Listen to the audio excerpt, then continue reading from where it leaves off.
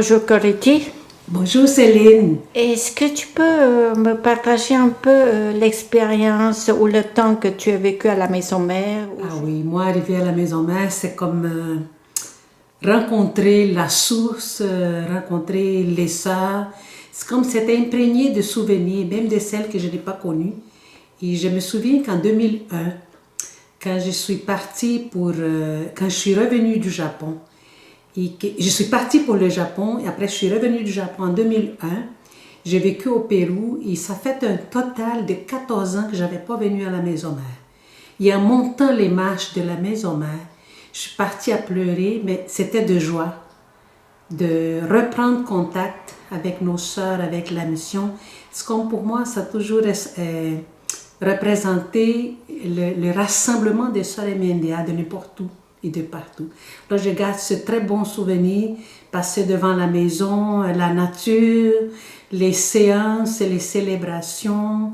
C'est imprégné de très bons souvenirs. Et comment tu as vécu la dernière étape de la maison mère lorsque nous préparons de la quitter?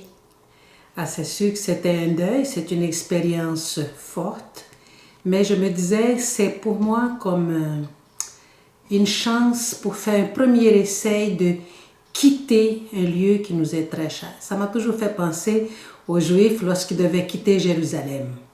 Leur harpe, leurs souvenirs, leurs danses, la liturgie.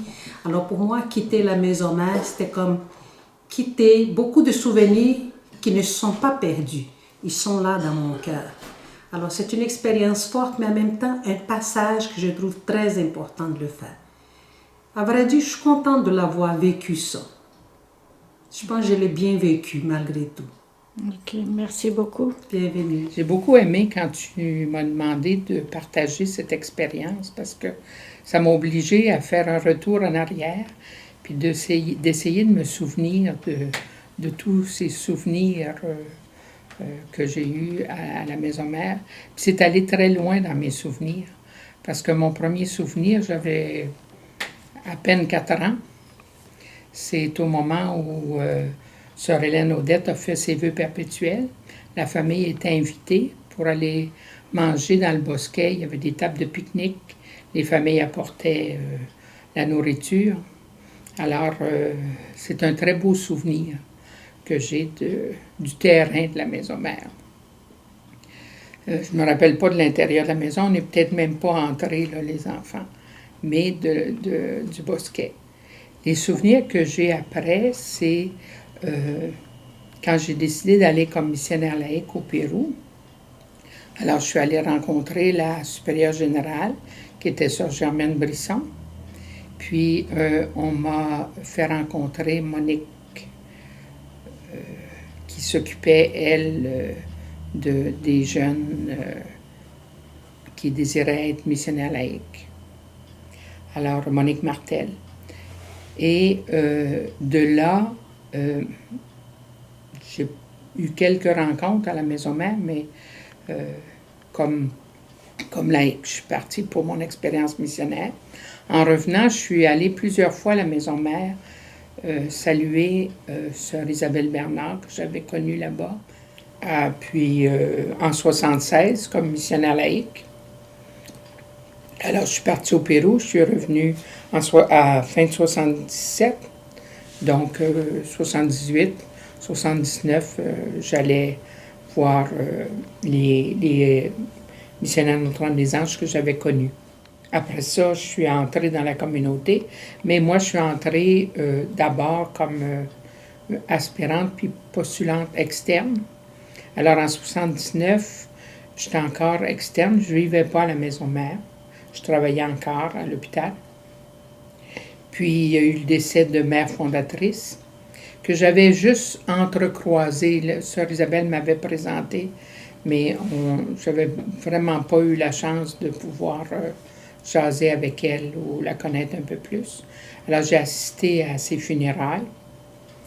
Puis, à la fin du mois d'août, c'était le noviciat à Montréal. Alors, durant ma 2e année de noviciat, je suis venue faire mes stages à la maison mère, à l'infirmerie, en travaillant de nuit. Ça m'a permis de connaître plusieurs sœurs.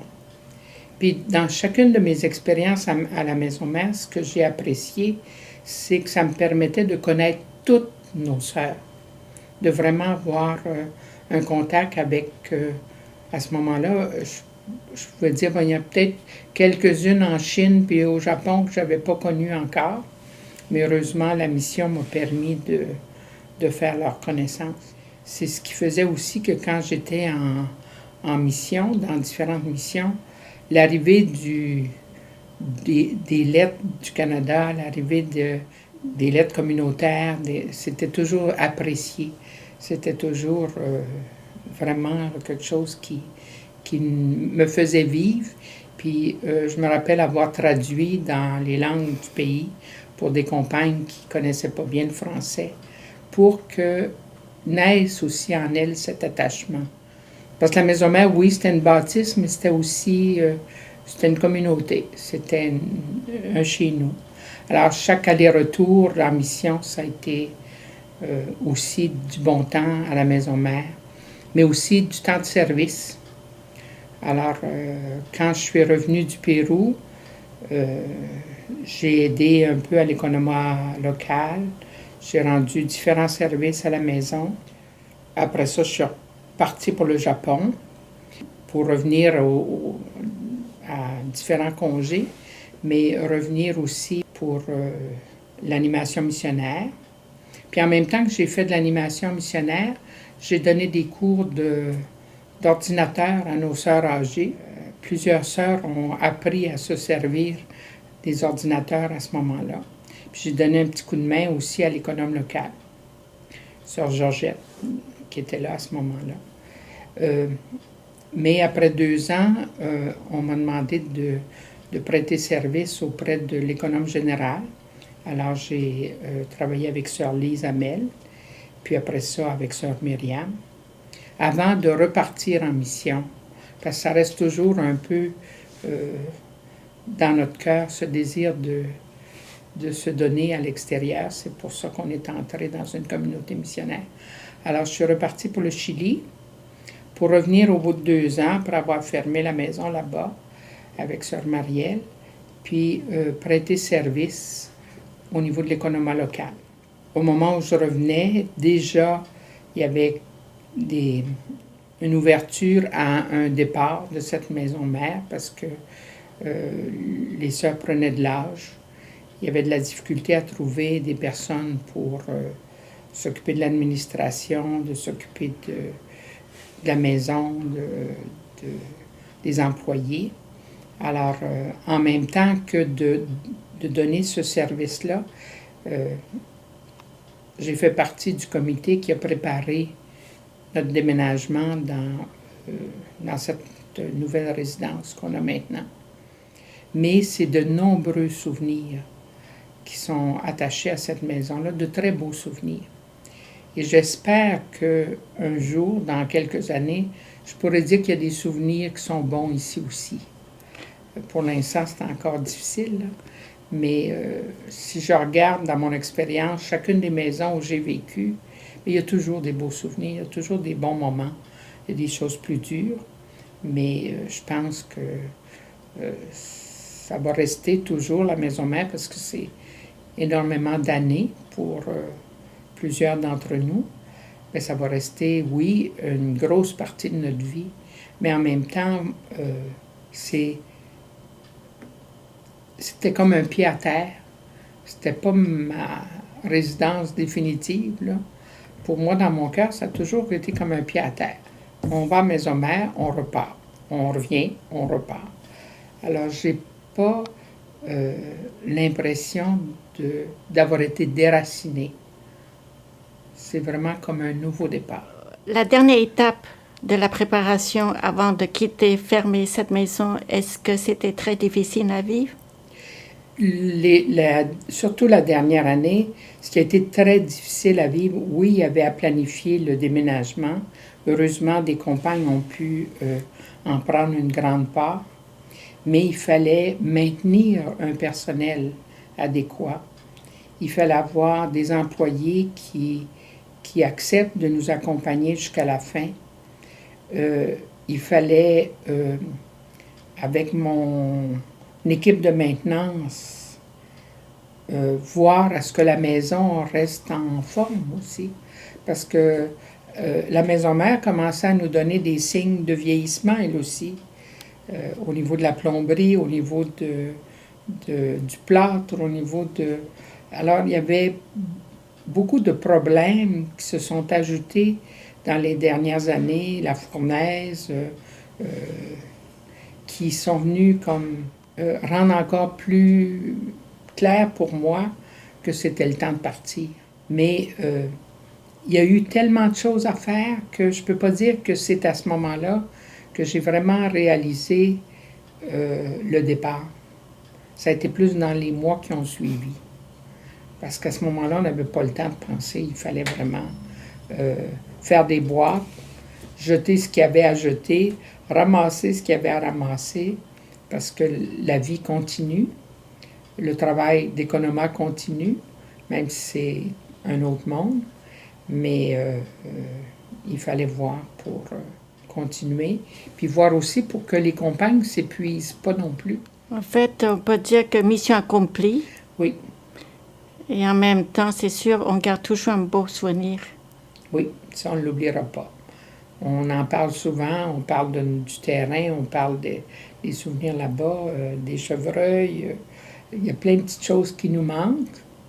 Mais en même temps, je pense qu'on est chanceuse de ce que le Seigneur nous réserve. OK, merci beaucoup. À la maison mère, d'abord, on entrait au noviciat, au postulat et au noviciat. J'avoue que en arrivant ici, j'ai aimé la maison mère. Hein? Toute la nature était tellement belle que je me suis attachée tout de suite à la maison mère. Et quand on était postulante, on allait faire des promenades un peu partout, même à la rue Belvédère, dans le bois, là, avec notre maîtresse des postulantes. Et oui, j'ai aimé beaucoup mon noviciat. Mon noviciat, ça a été vraiment un temps d'approfondissement de ma relation avec Dieu. Puis, et je n'ai pas quitté la maison mère, moi, à mes vœux temporaires. Je suis restée pour travailler au Généralat. J'étais secrétaire de sœur Blandine Bourque, qui était secrétaire générale. Après mes vœux perpétuels, je suis partie pour le Brésil. Puis la dernière fois que je suis revenue du Brésil, je suis restée 7 ans à la maison mère. J'étais buandière, puis j'étais couturière. Et j'ai fait ça avec... j'ai aimé ça aussi. Ce que j'aimais beaucoup, c'était les récréations que nous avions ensemble. Ça renforçait le lien. Et j'aimais beaucoup visiter nos anciennes à l'infirmerie. Elles nous contaient ce qui s'était passé autrefois. Et c'était très agréable. Hein? Puis c'était des femmes, vraiment des femmes données qu'on avait comme devancières. Puis en 2004, je suis partie pour Montréal. Et depuis ce temps-là, je vivais à Montréal et je suis revenue pour m'enfermer ici.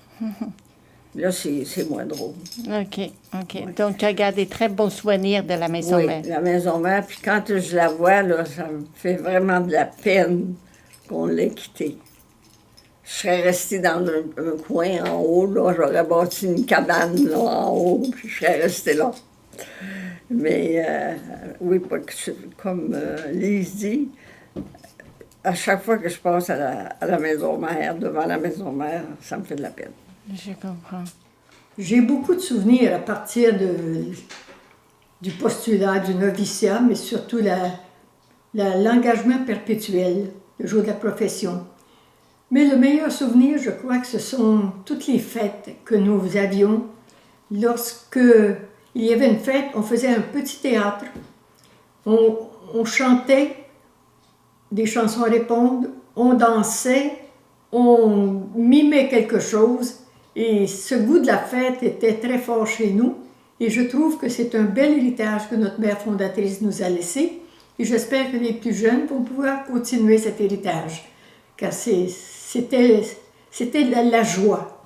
Et c'est toujours la joie de pouvoir faire la fête. Merci.